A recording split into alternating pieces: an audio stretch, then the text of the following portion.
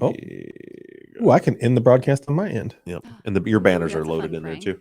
Hey, when I hit private chat, did it just automatically go to private chat? Did it like? Yeah, private chat. That's for us here. No, I know, but did it automatically like? Do you have to find it, or did it automatically go to it? I don't know.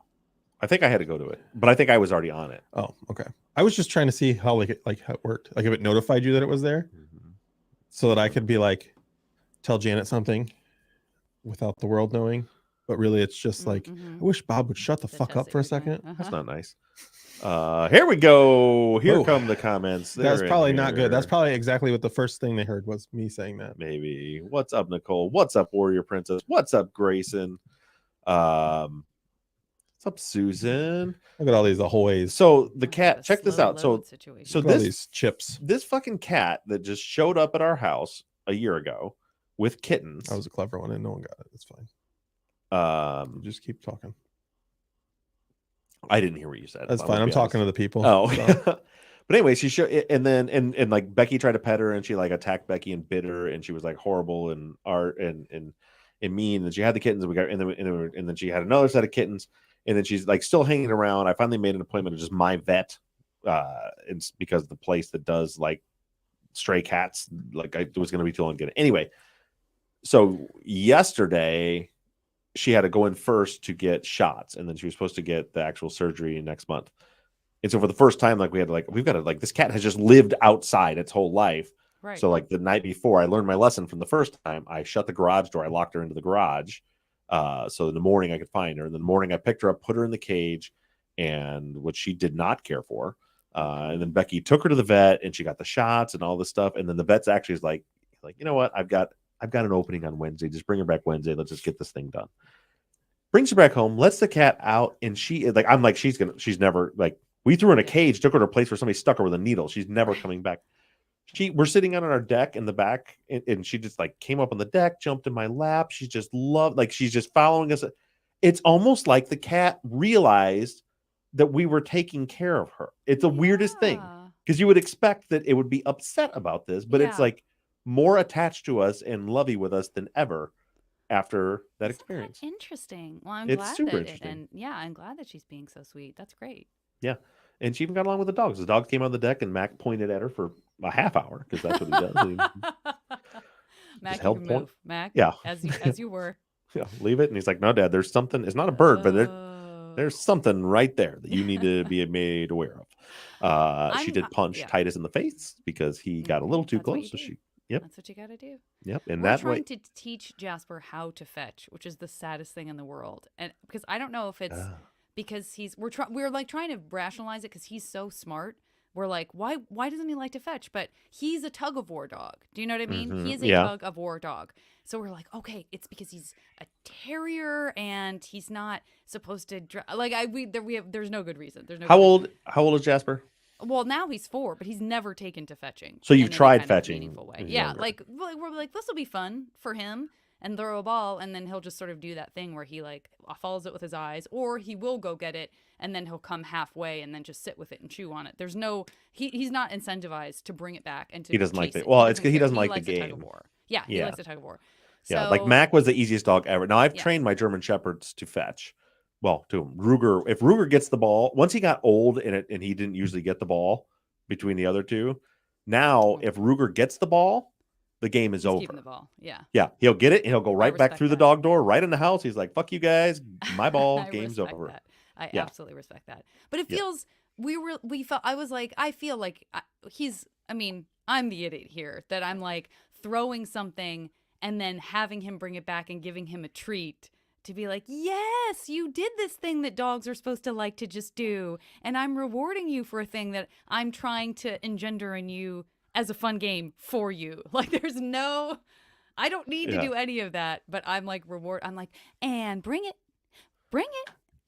Like, what am I doing? Who cares? If he doesn't want to play fetch, I don't need to make him play fetch. What am I doing? He could be trained to do it, but it's not as like Mac Mac's breed. Just naturally are retrievers. Right. So like it for him, all I had to do was teach him like, no, you bring it straight back to me. Right. And when I say the word dead, you drop it. And Yeah. so like I did, but as far as like getting him to go get it and bring it back, he just did it. I For mean, the, this dog. I was gonna say for our those dog can listening, do but no one's everything, but- listening. They're only watching. But I know I'm true. silently talking to the listeners because they're Zach's got they're a at cool least shirt. talking to me. So Yeah. Have you taught Ambrosia to fetch? yeah, she fetches all the time. Yeah. So only Janice the idiot. That's right. Just couldn't be more flat. Like, he brought it part of the way. I better give him a treat so he knows the general idea, and then maybe I'll bring it a little further next time. Like, Janet, come on. Yeah, no, you Now gotta he's be just more. messing with you. So I'm you can get actually- more treats. I'm having a blast right now because Mac's sister, my dog Mac's sister, is the guy. Is a friend of mine that I bought him from, and he like does like field trials with these dogs. He's a big breeder, and he competes with them. And he kept one from the litter, but it's Mac's almost 2. He's never done anything with his dog, and now he's like, maybe I want to start. And finally, I convinced. I play cards with him, and I was like, I miss training a dog. Like I work with Mac, but it's like he knows how to do everything. So it's like I put a bird out there, he finds it, I throw it, he brings it back. He does it every time. So I've been going over there and helping him train this dog a couple nights a week, and it's been fun That's for me. fun. So my dad likes my dog so much that he went and bought 2 Texas Healer puppies today. Like he just sent me this photo. He sent me. Let's see here. But your dog's not a At Texas 802. Healer. She's a Texas Healer. I thought she was an Australian Shepherd. She's Australian Shepherd Blue Healer mix, which is a Texas Healer. Oh, I didn't know that was a thing. Yeah. So that's what my dad just went and bought 2 of them. Which dad? My white dad. White dad. White dad. We played. We should tell these people about the mini golf for Michelle's No, birthday. that was in the Patreon. That was only supposed to be in the Patreon. They have to tune into Patreon to get that. This is now live. But we can't do didn't it. talk about it in the Patreon. Well, then we have to wait till the Because end. you weren't That's for the here. Patreon. Well, we're only. not talking about it on the podcast. If you want to share it, you No, can we're share not talking. It's on the Patreon. It's All for the right. Patreon only. You have to tune into Patreon. it. So we'll you'll talk post. about it So after the after show, we after we end stop this the live stream. broadcast, we'll talk Talk about about the it. mini golf. We can say is that it was interesting for a group of adults. For Michelle's birthday Saturday, we all went out to dinner, and then Michelle's like, "Let's go mini golfing." Yeah, I love that. nine adults, no children. Yeah. All playing at the same time, which is frowned upon. Yeah, it Like was the fun, though. rules It was say a good time. 4 people, and we just said, "Fuck it, let's play 9 That's adults." frowned upon. Should be noted, we were the only people there, so Also no one fun. gave a shit. That's Minus how the you want kids. it. Last time I played mini golf, which was only a year ago, as a bunch of adults with no children, it was packed. It was like that thing where you're waiting for the people in front of you to finish no. their knocking into the windmill, and the people behind you are impatiently waiting for you to finish. Matter of fact, So, the it's just the too high worker stress. there yelled at Bob in the bathroom. No, I yelled at her. Oh. So this was a end of the night. Like they're waiting. It's getting dark. They're waiting to close, and we're turning stuff in. And there's like some milling about, and I heard some chitter chatter amongst our group of people saying, "Shit, I gotta go to the bathroom. Is that a bathroom?" And I was like, "No, Kelly, there was no alcohol involved." Surprisingly for all this, so I was like, "Well, I'm gonna go pee before I get in my truck." So I went into the bathroom and started peeing, and then I hear like somebody at the door, and then I hear, "Oh, he's in there! It's in there!" And I thought it was Becky and Michelle. Sure. So I went into a whole Tommy Boy riff where I'm like, "Who is it? You come fluffing my pillows? No. Come in! I'm in!" And then I opened the door, and what couldn't be 17-year-old girl, hysterically laughing, tears running down her face, You made the day. and I had to say, "My God, I thought you were my wife. I'm so sorry." It's pretty good. It's pretty good. That's very satisfying. Uh-huh. Nicole said, "What? Bob needed a pee break? I don't believe it." Oh, it's because I drink so much water because I'm healthy. Tool Girl says that Zach has an OnlyFans channel. No, she said this is like my OnlyFans because they're telling me to do things while you guys were talking, and I was doing them. Oh, were you? Shows you how much I was paying attention. So I know. Wait. What? Oh, you were putting stuff into the feed. yeah, it was like Like, finger like oh. no, they were like do finger guns. I'm like, However, And, I missed we all were of oblivious. that, and We were I thought oblivious. I was reviewing the chat. So I guess I wasn't. There you go. Why do you got to be That's big? That's hurtful. I'm just trying to. The one that says Bob is Zach. The one that says Janet is Bob, and this is gonna fuck me up. The one that says Zach is also Bob. That's weird. Wait, I didn't know what? they were listed. Everything- Oh, it sure is everyone's listed. name JB, looks normal to me. Bob, just Bob and Zach are different. I'm Z. You're B. JV is JV. There we go. Ooh. Wait, I'm who? I'm you? Did I make these backwards again? Did I just mess that up? Yes. That's cool. For Leave me. it like that. To me. No, it's like that. It's backwards. It's backwards. Yeah. Oh, damn it. Okay, which one was I on? I don't know. I don't know what you did. I had that fixed. How did I unfix it? You did fix it, but I don't know how you fucking. Can I open my package now? Oh yeah, Yes. do your mail time. Open your While package. we're It's mail time. It's mail time. Who is this from? How long has this been in the box, first of all? And is I it going checked to last hurt me? week.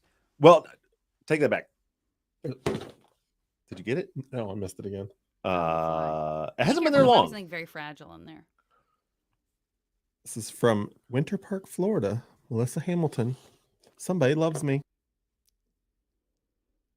Well, I don't know which way I just pointed, so fuck. I might just point at the flag again. Let me see. Did I fix it now? Is it better now? No. No, still exactly the same. I left it to be cut open because I like the Is it better now? tactile sound Yes. of cutting. Yes. Wait, so now Bob is now Bob is Bob. Now JB is JV, and now Zach is Zach. There we go. We're in good shape now. Holy hell. What you got there? I got all the Pez. Uh oh. A goofy Pez? This Okay. is very exciting. Was it? Wait, why was it? This is. I It's don't a know whole what that one is. dispenser. That's the An Marvel alien? Pez. Who is it? I don't know. I have to figure it out. Is it a monster? Um, It is. is Let's that? see who it is. I don't know. Figure it out. There's the Boba Fett. I don't. Yes. nice. Oh, I like this. This is fun for me. Oh, a Mickey. Great. Look at all this. Did you They say just the keep name of who going. sent them to you? Yeah. Who? There is a I- Donald Duck. Melissa Donald? Hamilton. Melissa? No, it was a. I thought it was a. No, maybe it was. A Minnie. By the way, if you guys would ever like to send something to be opened up on mail time, our PO box is on our website. Any kind of fun thing you would like to A Black send. Panther. Oh, very cool. That's my favorite so far. Ouch. I don't know who this is. It's Someone Marvel. chat Somebody in the box. chat. And a Baby Yoda. Uh-oh, Grogu. Somebody in the chat. Tell me who this is. And all. Help us. Are you?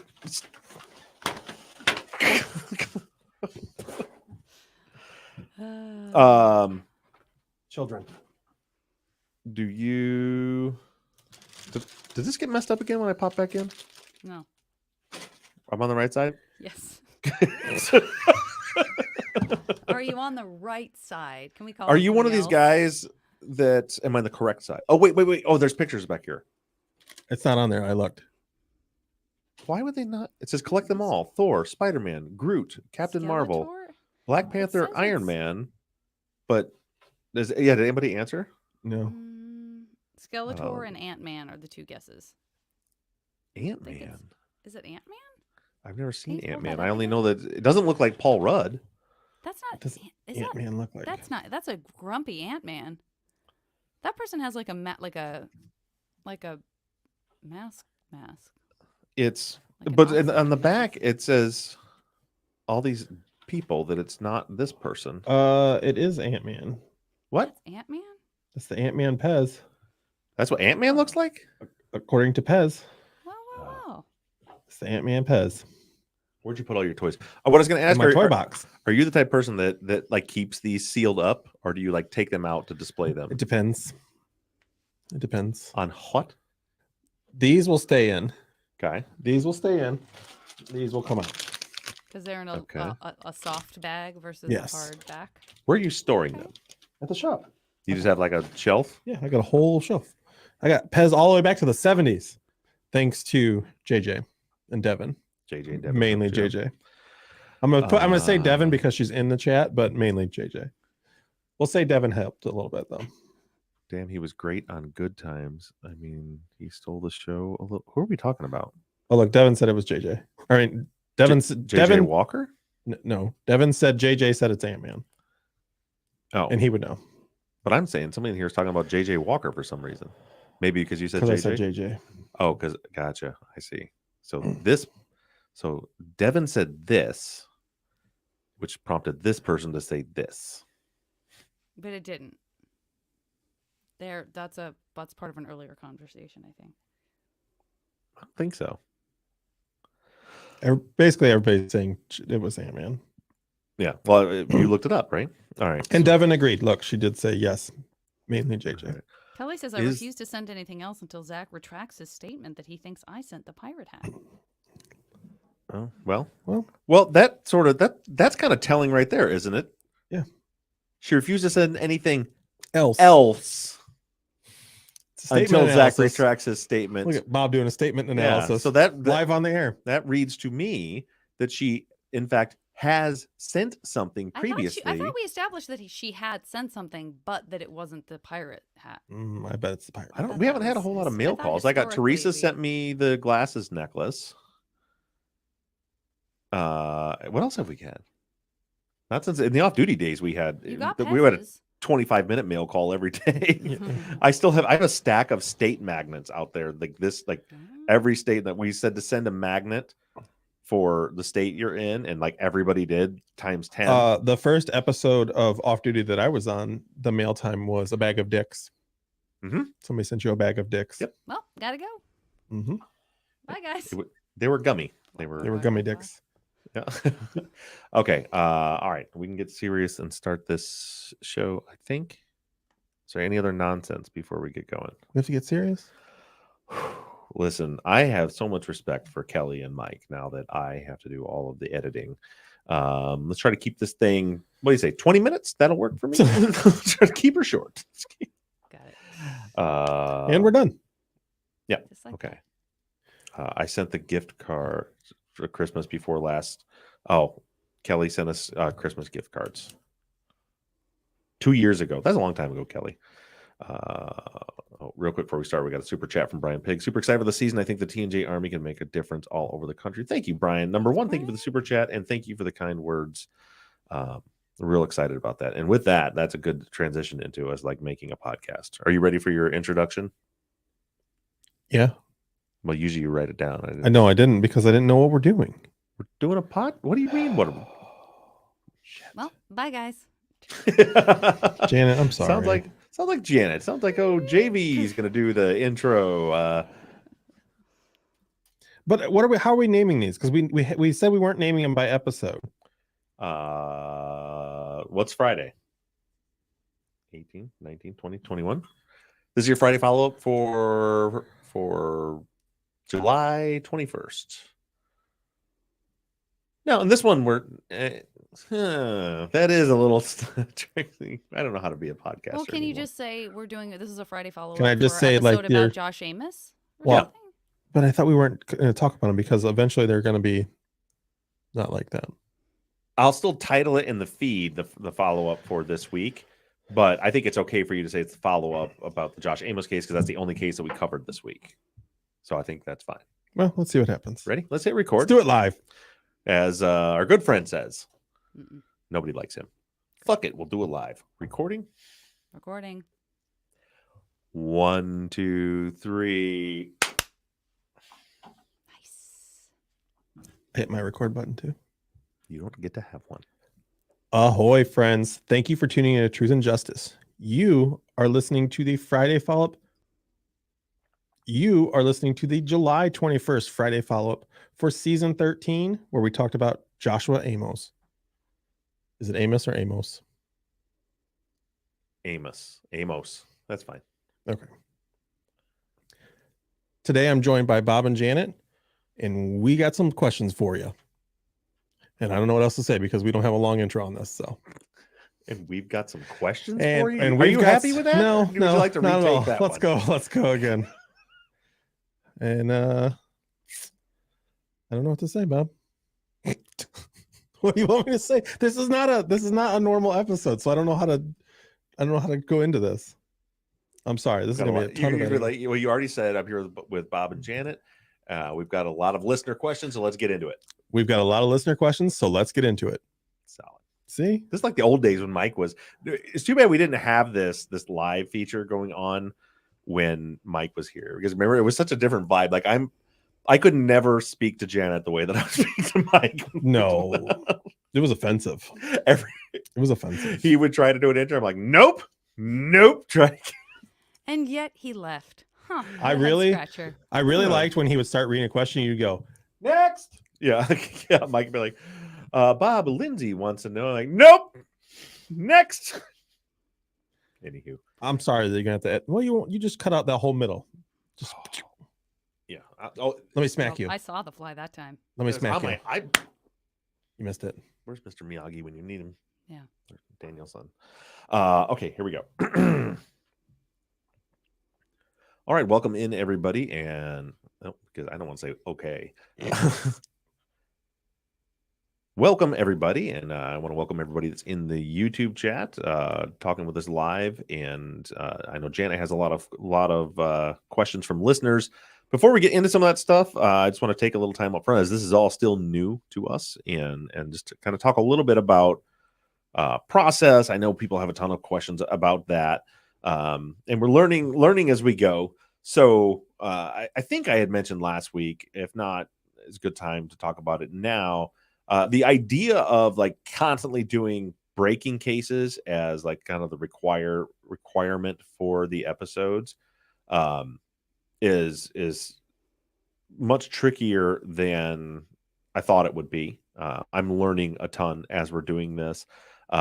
So feel free, and you guys are sending tons of, like, we're getting tons of submissions. A big part of what you guys are doing as far as helping out and contributing to is that you are finding cases that you're hearing about and then submitting them. The form is up on the website, and you're submitting them to the website. Erica Cantor, who has been a part of our team for a long time, she was production manager on True Crime Binge, is now assisting with me going through some of those and helping me contact people. But they don't need to be breaking right now. As you heard with Josh's case, he went missing back in March, but it's still like there are still people actively searching for him. There was in that particular case, there was an active call to action, something that would needed to be done right now. That's why it got bumped right up to the front of the line to make sure that we got that episode out before Tuesday, which is the day we're recording this today. But they don't have to be breaking right now, because it's tough to do, because there's a lot of you guys, you listeners, have really made me aware of things that I need to be paying closer attention to. Like, do we want to do a breaking case of someone who really is maybe trying to flee an abusive relationship and they don't want to be found? So there's a little more vetting that needs to go into those cases. So we're just going to keep going on with active cases from, as we said, every state in the country. I actually have 2 more already in the can right now that are already recorded. That I'm excited to get out to you guys, and those are there's not like an urgency to either one of them, but they are both still active cases that people are actively they're recent, and people are still looking for these people. And then we'll still, if something comes up, a good example last week or just a few days ago when we're recording this, most of you, I'm certain, because I don't know, 1,000 of you submitted the case of Carly Russell from Alabama. That was the case where she had pulled over. There was a toddler wandering around on the highway, and she had called the police and told them about it, and had gotten out to help take care of the kid, and then had called her family, and then one of her family members was on the phone and heard her scream, and then she disappeared, and the police get there 3 minutes later and she's gone. It's a shocking case. It was a breaking case happening right now. And so I was kind of scrambling with that one, trying to figure out, if I should put something up. And in that case, it had tons of attention, right? So everybody knew about it. Becky, my wife, who doesn't follow any true crime, showed me her feed was full of it. It was on the national news. I saw it on our local news in Michigan. They were talking about it. So that there wasn't a real need for me to put the information out. But I decided, okay, well, I'll give this on Monday. If they're still looking for her, I'll do a quick episode. Not going to interview anybody. I'm just going to get on to get the word out. Thankfully, in that case, she showed up. I don't think we have any details on it yet, but she did show up back at home. is that she showed up, she was disoriented. They said they thought she was kind of in shock, but she was okay, and they took her to the hospital. But I'm like learning things about how this process works because of that. So I'm going to interrupt for just a second. We had a question come up in the chat that I think is relevant to what you're talking about. And that's Lilius asks if, she wrote into the theories email. Is that where you want these things to go? You can do that, and I will get them. But now when you go to the website, there's literally a button there that says submit a missing persons case. And that is a better way to do it, because there's like 4 specific questions you can type into there, hit it, and those submissions go to both me and Erica. Whereas if you just send an email, it will only come to me. And Erica's doing a lot of the legwork on that stuff. So you can send an email, but you're better off going to the website and just click the submit a missing persons case. It's a good question. But getting back to what I was talking about, then one thing that Erica and I have found by a ton of submissions that come in and searching missing person databases for states across the country is that a large percentage of the reported missing persons cases are teenage runaways, like a massive percentage, at least from what we're seeing. I would say 19 out of 20 cases that are submitted to us are a teenager that had left on their own, runaway cases, which is a very complex situation, which is, I'm trying to figure out how to navigate that.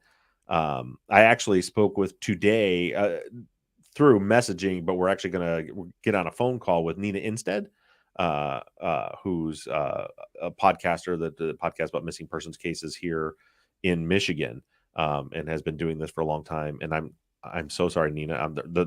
The name of her podcast is escaping me. If somebody types it in the chat, or Janet, if you know it. I don't. You can try to look it up. Yeah, if you could real quick. It's a big podcaster. I'm sure somebody will pop it in the chat, and I know it. For some reason, it just popped out of my head. But I was talking to her about that, and I was like, I'm just, she had reached out to me and just said, hey, anything I can do to help? And I'm like, man, I could really use some help.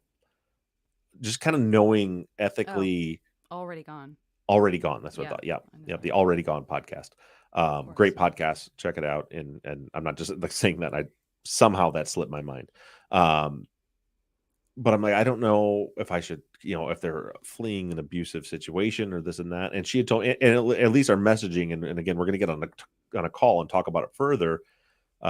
She had said that, it's still worth covering those because she works with like a lot of organizations that deal with missing people.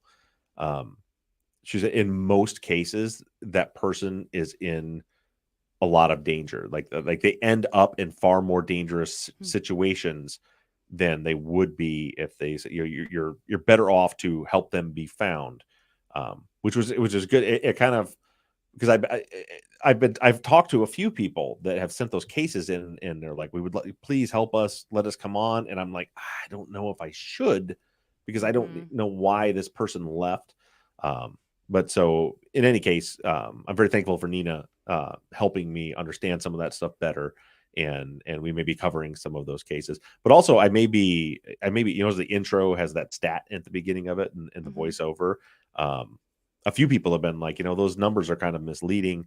And I'm finding now as I'm doing more research, because if you look up the statistics, those are the statistics, 600,000 people are reported missing, or children are reported missing, but also that number is not there's a lot of nuance to it. So I may be changing that intro, because after like learning more, and this is a little bit of how the sausage is made, but that's kind of what we do, is try to be very open and transparent with you guys.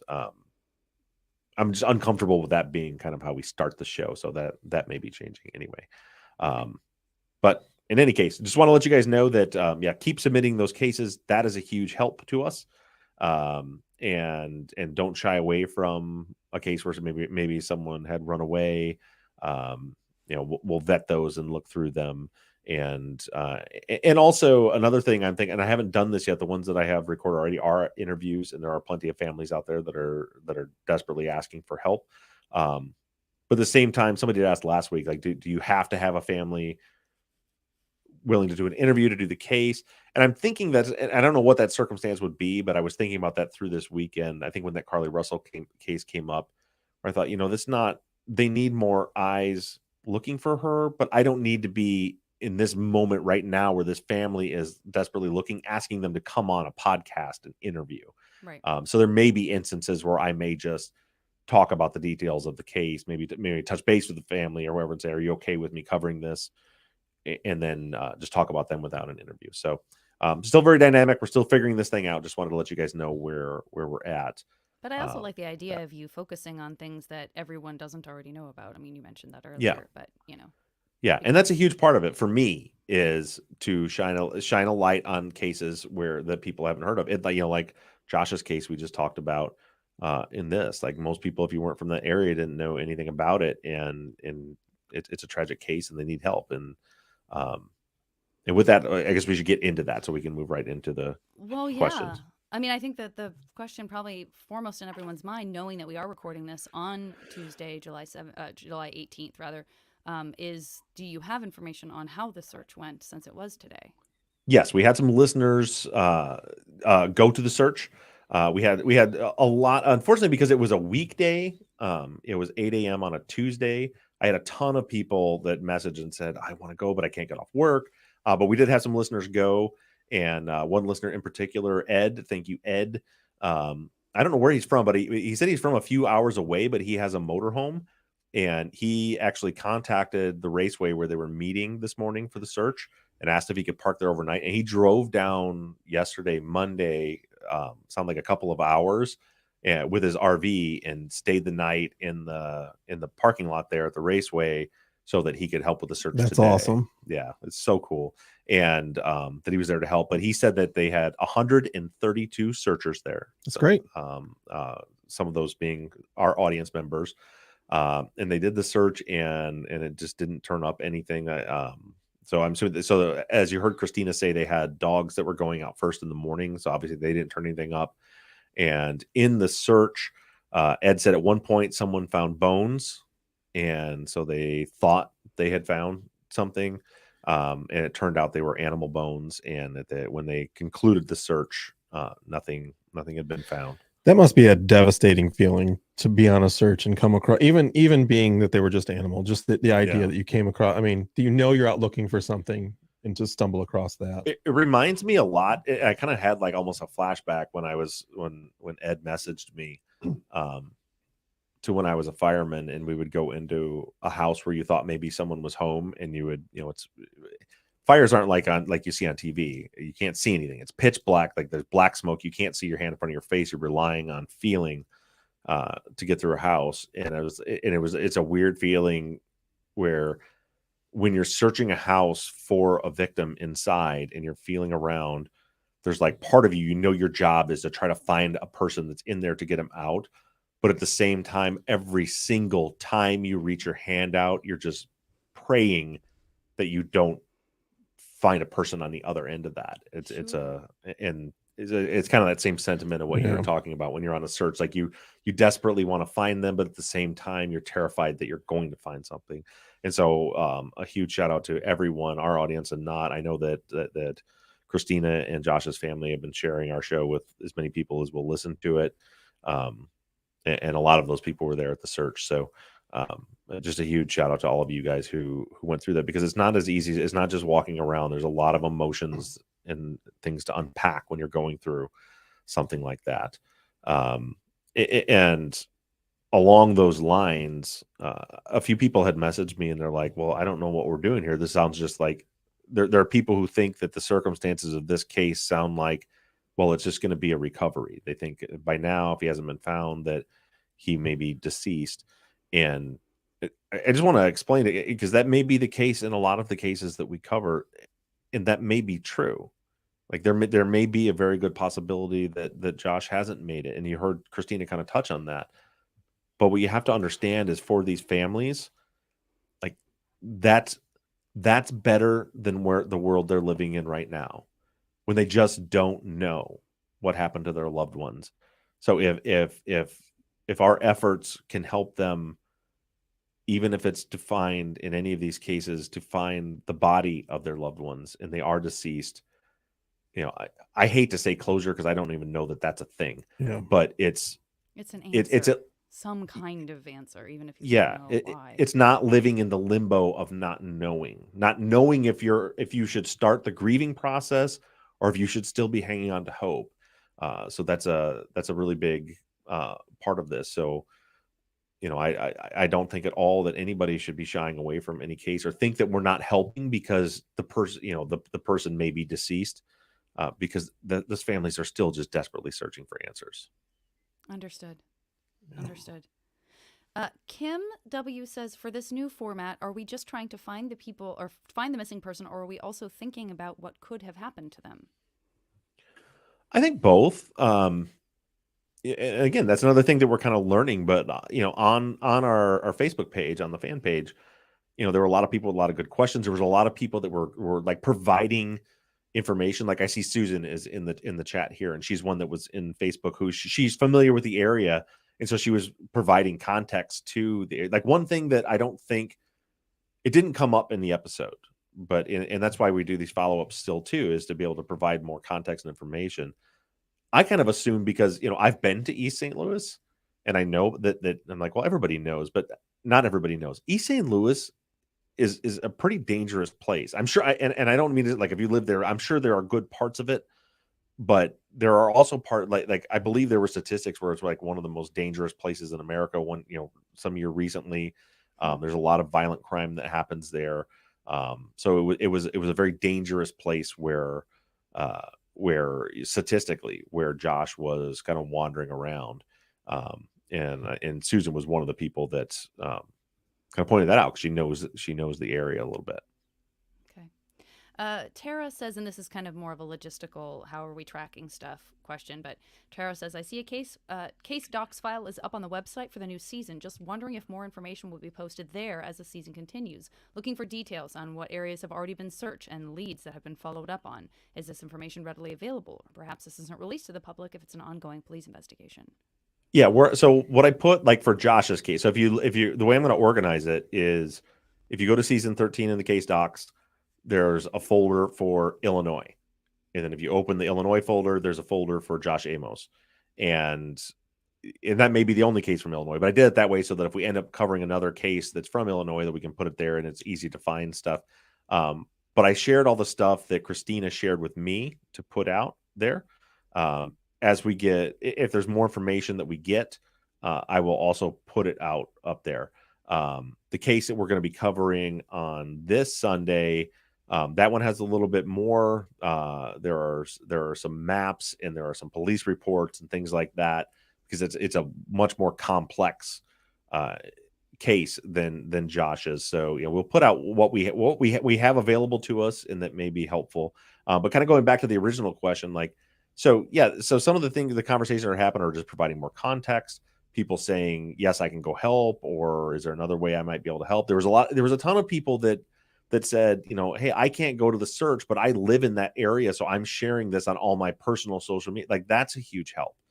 But then there are other people who are like, we're kind of like having conversations, talking about what may have happened. And I think that's okay too within our private group to have those conversations. And maybe it sparks, that's kind of what we've always done, is kind of work together. And that's another area where someone who maybe doesn't live geographically close can still participate in those conversations, and maybe something comes out of that, maybe an idea of a new place to search or a new way to search, like something just I thought of. So most of you guys probably know, like, I'm kind of an outdoorsman. I summertime is fishing time for me, and I have some electronics on my boat. Like, they're not just the old school fish finders, but like Zach's seen them when we've gone out fishing.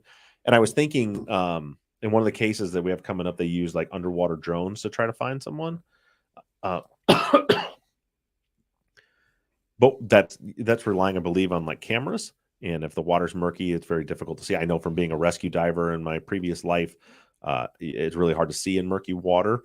But there are electronics where maybe if you're just a fisherman, if you have something called side imaging or Mega Live or Mega 360, something, these are like, even in murky water, where you could take a fishing boat in an area and graph out, almost draw a picture of what the bottom looks like to help. So maybe not in this case, but in other cases, that's something that may be useful. So just be thinking, but those are the examples of just conversations that could happen.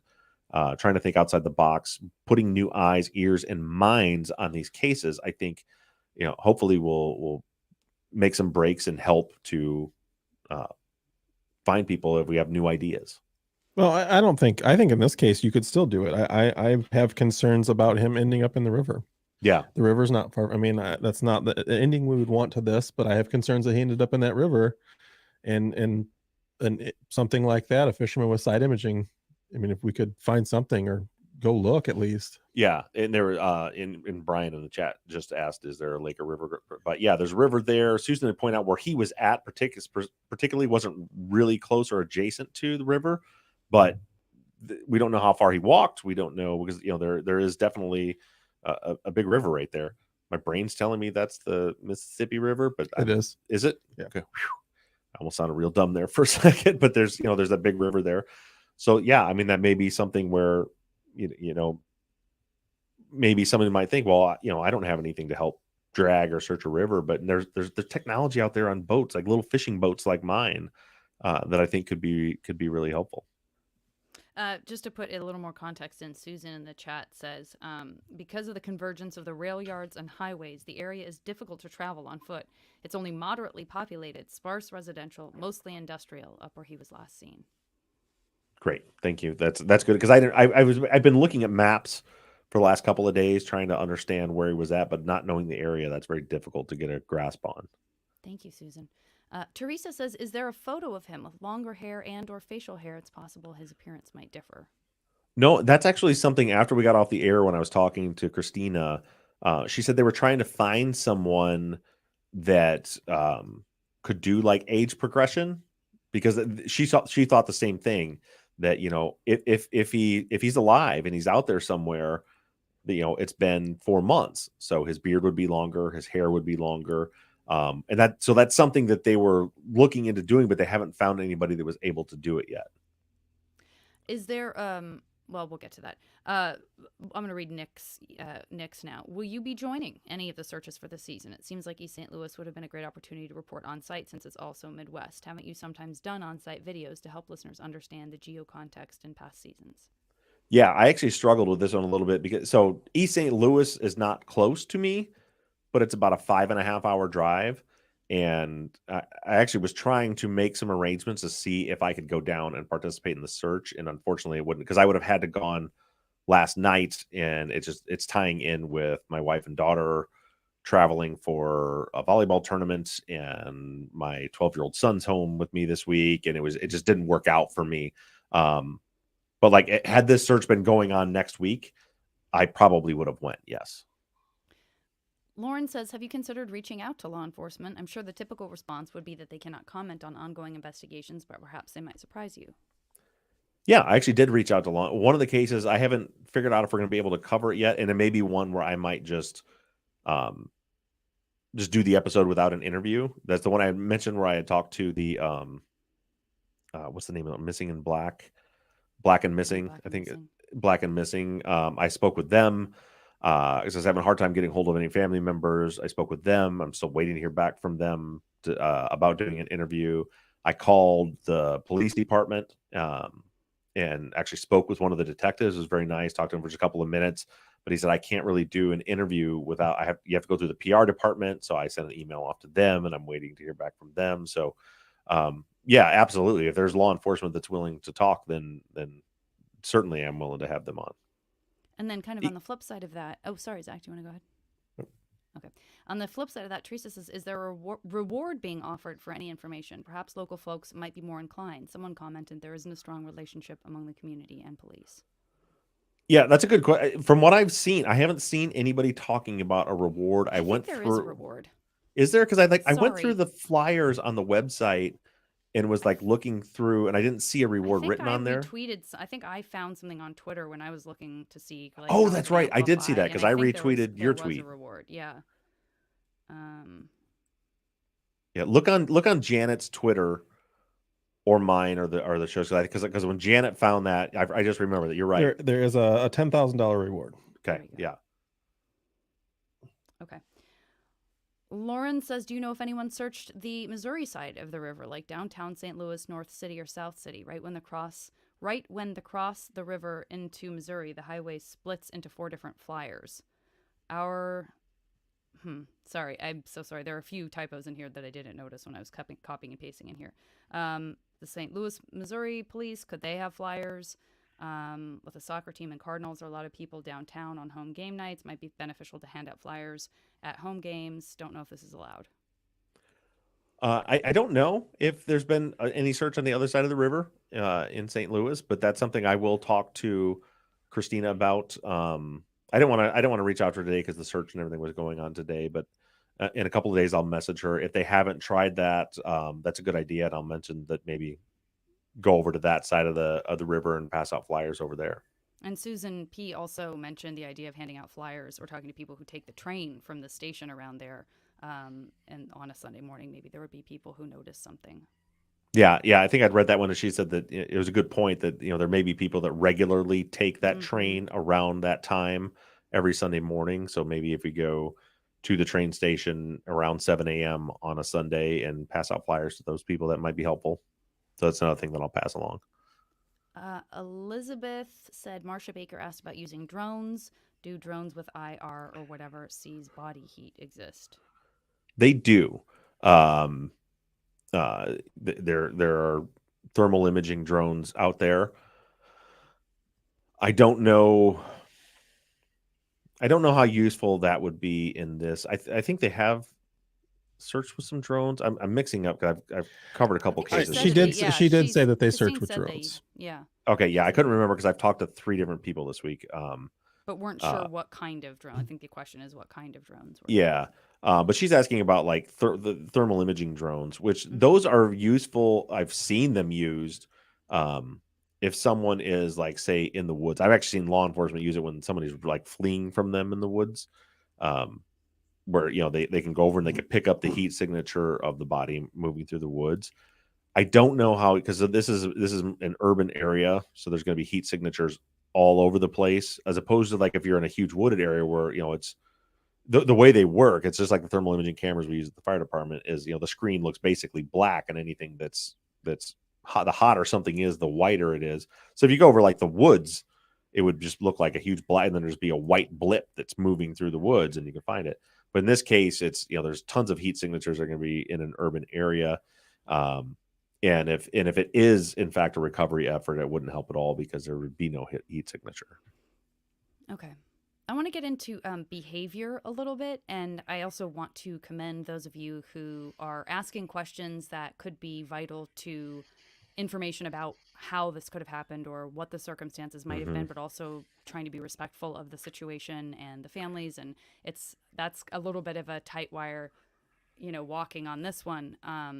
But the first question I'll ask from Kim W. is, was it normal for him to be out so late? Just wondering if that was normal behavior for him or if that was something that deviates from his normal patterns. I think there was a lot new going on in his life. From, I guess, talking to Christina both on the podcast and off the podcast, he was recently separated from, I don't remember if it was his wife or just I think it was his wife. I think they were married and they had split up.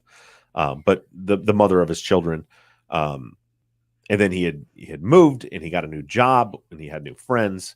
So like he had only been at that job for 3 weeks. So, and he was hanging out with people from that work. I didn't get the impression that it sounded like when he was, when him and his ex were still together, he was a family man. He was home. You go to work, you come home, he's home with the wife and kids. I can tell you, for me, like when I got divorced when I was 30 years old, all of a sudden it's a weird thing because now half the time you have your kid, but then the other half of the time you're by yourself. And it's like it's a new time in your life to be like, well, what do I do with my time now? I'm used to my, evenings are wife and kids at the dinner table and helping with homework and doing all these things. And then all of a sudden it's like, well, now half the time I'm by myself. And so you find ways to fill the time. So I don't know that I didn't get the impression it was a normal thing, but it may be normal for him, for his new normal, I guess. And I don't know that for sure, but what I know is like everything in his life was new for the 3 weeks leading up to this. So whether he was hanging out with this group and they were going out drinking every Saturday night till 5 a.m, I don't know. I also had some people that were from the area who said like that part of East St. Louis, like to be out until the early hours of the morning like that is not like, I don't remember how they put it, but essentially was like, yeah, if you were going to go out late at the bars and it's till morning time, like that's where you would go. And in Washington Park, which is east of East St. Louis, that area is known for that type of thing. But yeah, it makes me wonder if there was any other substances used too in that night to be up partying that long. Yeah, that's certainly a question a lot of people had as well. Yeah. Recreational drug use, if there was any open air drug markets in the area. Yeah, and I don't know the answer to those questions. Okay. Annie says, how and why did he get separated from his companions? Was he acting in any way odd when they saw him last?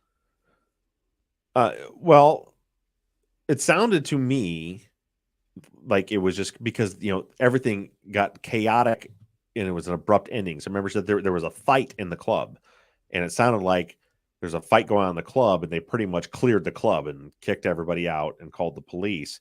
So if you take, say there's 100 patrons in there, and all of a sudden they're throwing everybody out into the street. I don't think it was like a conscious decision to leave to get away from his friends. The way I understood it, from the way the videos were described to me, it was, they all just kind of got shoved out and they got separated, and where he ended up outside, he wasn't by the friends. And it sounds like he was disoriented. He could have been drunk. We don't know if there was any drugs involved, but he was certainly tired and had been drinking and just was lost. He was outside, didn't know where his friends were, and he was just trying to find a way home and just started walking. I don't get the impression that it was a conscious decision to leave the friends. Okay.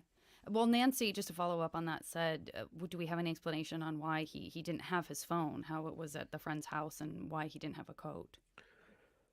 No, I don't know. I mean, I could see the no coat thing just because, I've certainly done that in my younger years if I was going out with. Oh, absolutely. Yeah, I have. It's kind of a funny story with a friend of mine from the fire department who we ended up stuck in the middle of nowhere in a road that wasn't a road up in northern Michigan in a snowstorm with nothing but t-shirts on, because we were on a fishing trip. We decided to take the evening and go to the bar, and we thought we don't want to lug around these big coats and take them inside and mess with them. So we went in just t-shirts, which turned out to be a terrible idea. The phone, I don't know, and it all comes down to kind of behavior. Was that normal for him to just leave his phone and not deal with it? The fact that he was going to a dance club like that could be, shoot, nowadays everybody has some location services and Life 360 and different people who can tell maybe didn't want anybody to know where his, like my ex, we've been divorced for over it. I've been married to Becky for a decade, but we are on the same Life 360 account because we both track our kid. And if anybody that uses that app, if you're on it, you can see each other. So it's such a weird mix of the kids, Becky and I, and my ex and her husband are all on the same. We can all see where everybody's at. So it could have been something like that where we're like, well, I don't want anybody to know I'm going to the strip club, so I'm just going to leave my phone here. Maybe he just generally doesn't carry his phone with him. I don't know. But I want to point out that there's nothing about, these are all great questions, but there's nothing about this case to me that indicates that he was like trying to get away from, you know what I mean? So like the leaving the phone there, it's not like, well, he left it there so that he could escape and nobody could track him. Remember with the bus driver, the one person he had contact with after he left the club was the bus driver who said he was just trying to get home to Granite City. He was trying to find his way home. He wasn't trying to get away. He was trying to get home. So doing some like reading on it, and this is possibly way off in left field, I don't know, but doing some reading, there's a few articles that mention that he's possibly bipolar. Do we know if he is bipolar? I mean, it didn't seem like the mother mentioned that, but there's some multiple articles that kind of bring up that he's bipolar. I've seen one, and there, I think Janet has that question that somebody had a listener posted that too, because in the article, I believe it says that his family was quoted as saying that he was bipolar, and that maybe he had some drug problems in the past. I don't know the answer to that. When I saw that question and saw the articles was today, and I I was going to reach out to Christina to ask those questions. But again, today was the day of the search. Right. And so it was like I wasn't going to contact her today to ask. So if I find out that information, I'll ask about it. But again, it kind of comes, a lot of this is very important information. It's good to know.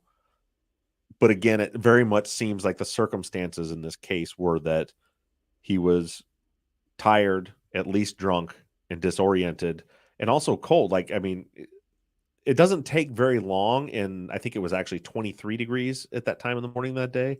It doesn't take that long in those temperatures to become hypothermic, and that starts to affect your cognitive ability. So you have all of those things working against him. But the one thing that he was broadcasting to the bus driver again was that he wanted to go home. He's trying to get to Granite, and she knew home was Granite City. You know, so we know that conversation happened, that he wanted to get home to Granite City.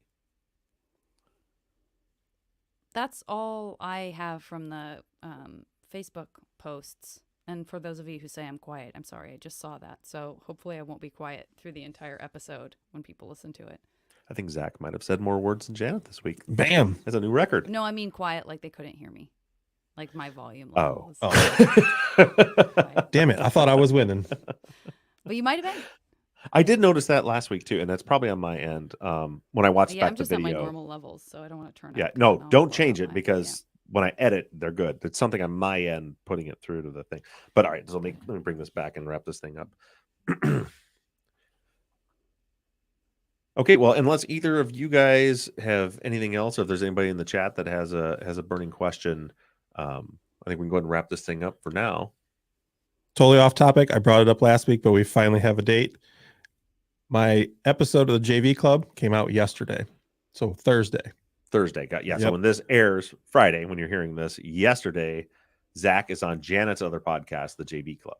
So That's right, So- and he answers some burning questions like me saying, "Hey, how do you get good at being tattooing? If you being a tattoo artist, if you start out bad, who are you tattooing?" yeah, That It was a an very enjoyable satisfying conversation without Renter over here. without me Mhm, without interrupting rent, all the time. I do want, on a serious note, I do want to touch base about this Sunday's episode. I'll tell you this, I was in tears a few times today editing the episode. Damn it. I'm going to be a mess. Yeah, Yeah, it's me a rough too. one. But I was editing the conversation that I had a few days ago with this individual. Incredibly interesting, incredibly heartbreaking case. And this person is still missing, and I don't want to give too much away about it until Sunday, but it's an area that we're all very familiar with, and an agency that we're all very familiar with, and it is a tragic. Listen on Sunday. We'll talk about it more in the follow-up, but definitely listen to it. It's a very interesting interview. And it'll be a little different format because the person I was interviewing, I literally said, tell me about your loved one. And she started talking, and which will be shocking. This will be shocking to a lot of you. She spoke for over an hour without me saying a single word. And goes through the whole case. But so in this one at the beginning, I'm going to break down the case first, so you guys know what she's talking about with some of the stuff that she has on there. So anyway, make sure you tune into that on Sunday. I don't know what just happened to Zach. Let me do that again.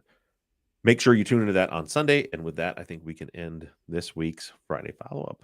Thanks, guys and listeners. We love you all. Thanks, Thank everybody. you guys. All right, we're going to stop on our audio now. I was trying to not reference that I fucked up and disappeared. And Right. you still managed to. I was doing a good job of getting back, Bob. Yeah, why did you do that? I don't even know what I did. I honestly don't even know what I did. I Clicked saw up- you double click something and it went away. All right, we got some super chats coming in here real quick. We got Devin, thank you so much for the super chats. Is there a particular reason you're waiting until Sunday to drop the episode? It's just because that's our normal drop day, and there's not a for this case, there's not any like time sensitive information. Like, it's not going to be any different for the outcome of this case if I drop it on Thursday as opposed to Sunday. So in those circumstances, I'll drop it on our normal drop day. The ones you'll see in the midweek are if like something comes up, and like say like this one where there was a search on it. If there's a case, somebody reports and like, hey, they're doing a search on Friday morning and they need help, I'll record something real quick and get that out right away. Right. But this isn't one of those cases. And Sky, thank you for the Sky. super chat. Thank you. Meant to send the Sky. other comment as a super chat. First time super chatter here. Ha ha. Wait, well now I got to find your Sky other says, comment. long-time listener, love and appreciate y'all. Hoping to have the pleasure of meeting you all one day and sending my thoughts and prayers from Oklahoma. Thank you so much, Sky. Thank you for the super chat and being here. And absolutely, I hope that we get to meet you sometime. You know, what's not far from Oklahoma is Dallas. And you know what's happening in Dallas? It's Obsessed Fest. And all three of us will be at Obsessed Fest in Dallas. And I'll be in Tulsa next month. The beginning of next month. Is that for a con? Mm-hmm. Also, Sky, I don't know if that's your photo. You're very young. So it might be a family member's photo. There's an extremely adorable. I know you told me not to address non-super chats, but Dr. Shiloh's in the house right now. What's up, Dr. Shiloh? Dr. Shiloh. Has she been there the whole time? No, but she's been here for a while. The end, I think, because all of a sudden she was there and I had missed her coming in. We got super chat from Brian Blanchett. Brian says, I challenge Zach and Bob to another mini golf game. Well, Brian, I was going to share with the YouTube. It's got to be on Patreon. What happened with the super chat, but Zach is insisting we can only talk about it on Patreon. So we're going to talk about it in the post-show chat. But I'm down, Brian. I'm down. Me being the best. We got to play at a better course. The best mini golfer of the group. Gigi. I almost fell through the bridge, just so you know. Everybody almost fell through the bridge. Thank you, Gigi, so much for the super chat. She says, just cause y'all rock. Mainly me. She meant Zach. She misspelled Zach there. No, it's close. I'm sure that she meant for that to say Bob. All right. KK, who's Dr. Shiloh? Oh my goodness. Dr. Shiloh and Dr. Scott host the LA Not So Confidential podcast. They are forensic psychologists. Is that the right title? Mm-hmm. And they've been on our podcast twice. Yes, they helped quite a bit with season 12. They were on during season 9 also, and they've been on 3 times. True Crime Binge. 4 times. Yeah. I really liked that one time. I really liked the one time they were on. Only that one time though. I mean, I liked all the times, but the one time I really liked, that was nice. Yeah. Zach, this super chat is for you from Robin. Thank you, Robin. Says, tattoo question. What do you recommend for a new tattoo? Can't find a salve I love. Unscented hand lotion. It's the only thing you need. Everybody's got it. You don't need to buy any of that other crap that they try to sell you. What's that stuff I put on that you said I should stop putting on? I don't know what A&D probably. Yeah. Don't do that. Why not? Unscented hand lotion. That is the only thing you need. A&D oil. Everything else, no. Don't fucking listen to that moron. That was super mean. This is my expertise. I have one. Listen, if I was asking you about a fire, I wouldn't say go piss on it. Like I would say, listen to the firefighter. Unscented hand lotion. An A&D ointment. If you No, I have a question though. Really, like I know you say just, but like, is the A&D ointment bad for it, or you just don't need it? A&D ointment is petroleum based and sits on top of the skin and does not allow the skin to breathe. Mm-hmm. The skin breathing is an integral part of healing. So, unscented moisturizing lotion is all you need. Good to know. Listen, I know you guys are all saying Aquaphor. That's expensive shit. Lotion does exactly the same thing, people. And I promise, I actually tattoo for a living. So I'm just like, have a little faith. He thinks he knows stuff. Lauren, thank you so much for the super chat. Says, great work all. Loving the new season. Thank you, Lauren. Honestly, anyone that will tell us that you're happy with what we're doing is good for us to hear. We'd love to hear it. Thank you so much for your support, both financially and emotionally. How about that Josh Tice one? Oops, wrong one. Click. Josh Tice must be his first super chat. Oftentimes with his first super chat, people don't realize that they can type a message in. Look at dance form. And they send it with no message. But thank you, Josh. Thanks, Josh. And Donna, shout out to Donna, says, binged your Pinion Pine season. And wow, thanks so much, team, for the work you do. Sending big love from Adelaide, Australia. If you binged that, have you gotten any sleep in the last week? Because that's a lot of episodes. So yeah. Thank you so much, Donna, for championing your way through that, because that's a long binge.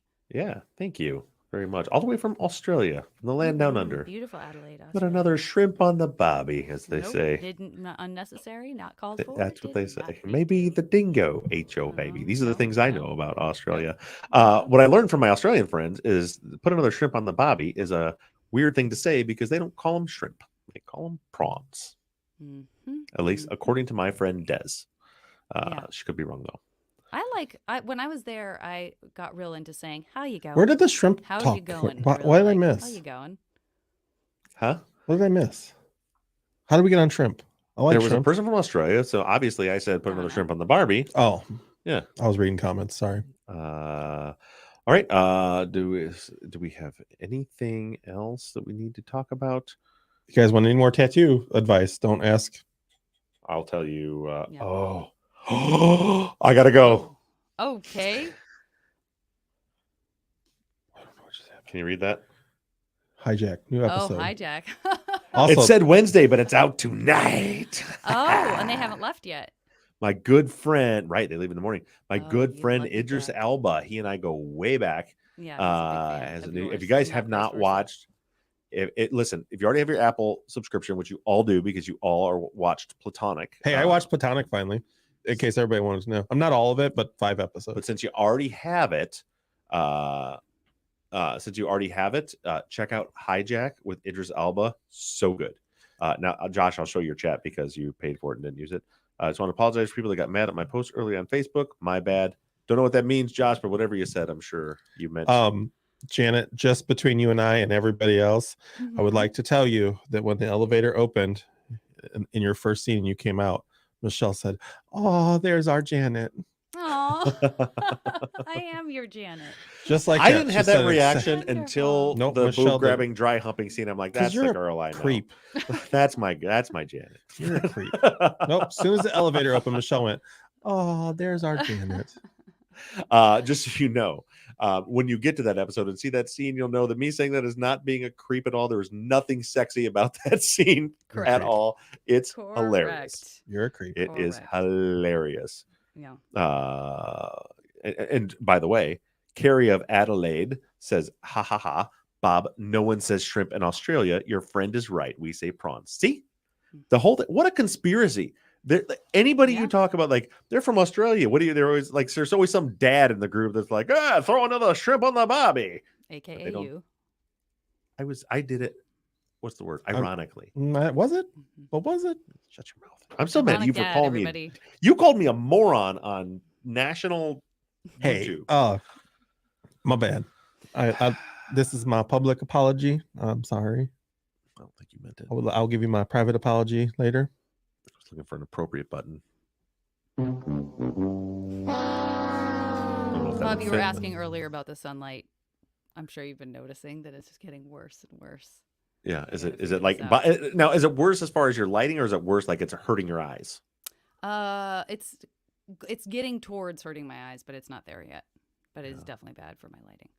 Chris in the chat points out, that's a good point, Chris. I think we should all. It's Outback Steakhouse's fault.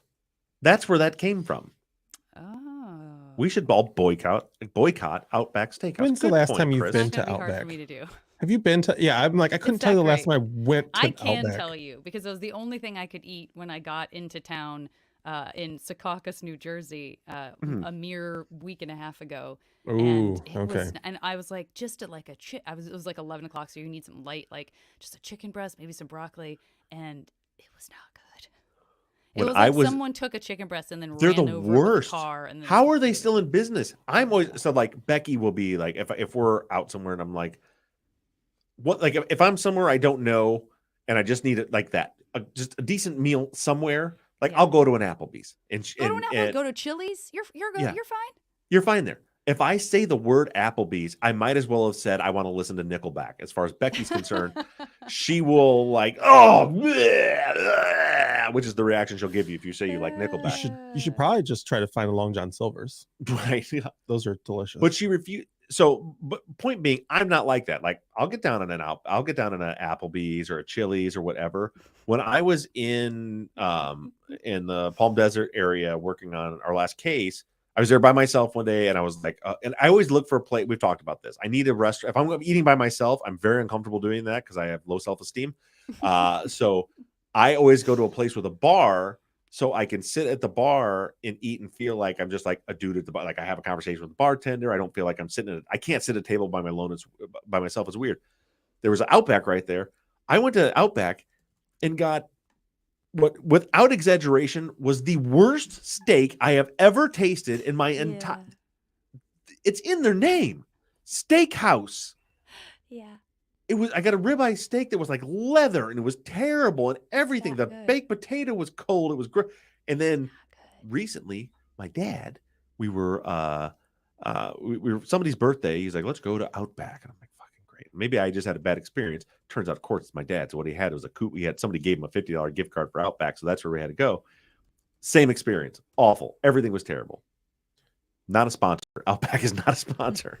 Katrina gave us a empty. Yep. Katrina, we very much appreciate what I can only assume is your very first super chat because you didn't know that you needed to type a message in there. If you type a message below here, we'll make sure we read that. Why is there an A? Huh? Why is there an A? Oh, probably a different dollar. Maybe it's like Australian dollar or an Australian dollar. Is that what they call them? It's an Aussie dollar. I think it is called an Australian dollar. Oh. It is. I think it is called. Yeah, and a New Zealand dollar. Yeah. Outback is the Australian Applebee's, but it's not good. Somebody said. I mean, I'm seeing a lot of green-faced emojis and a lot of barf emojis. Thanks for starting that trend, Shiloh. Is regarding Outback? Yeah, they're nasty. No, regarding Applebee's in her case.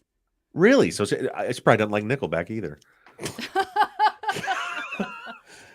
Listen, I can't believe this is how I'm finding out you actually like Nickelback. Listen, I'm not a Nickelback apologist by any means, but she will mock vomit if it comes on the radio. She'll be like, "Oh, good." She'll let me listen. Becky, never change. That's the only way I'll get to listen to a podcast in the truck, as if Nickelback comes on the radio, and she's like, "No, I can't even listen to music." You better buy yourself some Nickelback. And Dr. Shiloh says, "I would be correct, sir. She also does not care for Nickelback." Yeah, because she's my friend, and we wouldn't be friends if she liked Nickelback. Why do people hate Nickelback so much? They're awful. They're not very good, Bob. What's so bad about them? I'm not a music guy. I don't know. There's no genre just they're everything. They don't shame. Yeah, they're just posers. No, we're not even going to give them the oxygen right now. Listen, I'll give him some oxygen because Nicole smoked a joint with Nickelback in 2000, nice and she said they were nice guys. Of course they were nice guys. Every time I've ever shit-talked anyone for their work, I meet them the next day, and they are the nicest person I've ever met, and I just want to, crawl into a hole forever. Of course.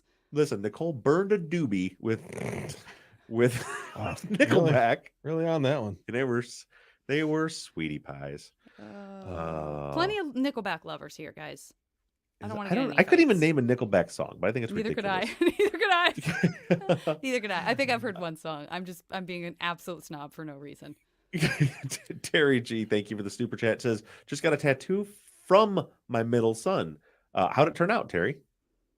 I'm not her middle son, so I don't know. Yeah. Well, I hope that turned out well. That's cool that your middle son is now. Hopefully, your middle son's a tattoo artist, or that was just a weird Tuesday night. But that's great. Anything else we need to cut through before we? Nickelback is a vibe. Forever Young. I ask you to stop. Hold on. Don't. This is their first time on live.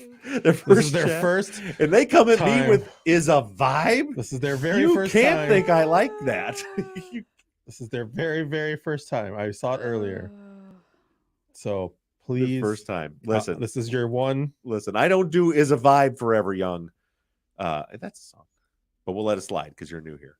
I want to believe that Joshua is that set on letting us all know about Outbacks in Michigan, but I'm guessing that's like a little flub of YouTube's. It's probably just Outbacks here in Michigan. It's probably just Outbacks here. It's probably. This just in from Josh Tice 7 times in the chat. It's probably just Outbacks here in Michigan. LOL. Neither one was in Michigan. One was in California and one was in Indiana. Grayson, I'm not going to get up. The last time I went to one was in Florida. Metallica is brilliant. Oh, Here we go. I guess I oh should yeah, go. love me some. All right, we gotta wrap this thing up. I'm glad that's what I thought that was laughing. It says laughing.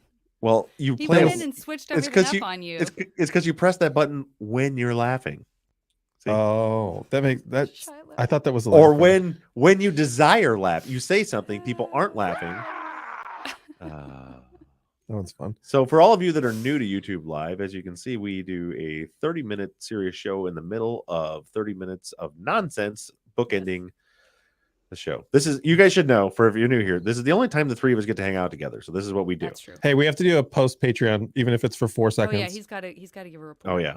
So we're gonna end this. Thank you guys, everybody, for the chats, for the fun, for all your serious support for the work that we're doing, and also for the super chats. Thank you so much for the super chats.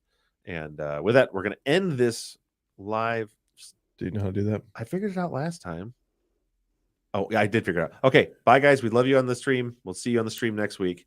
And I think Bye.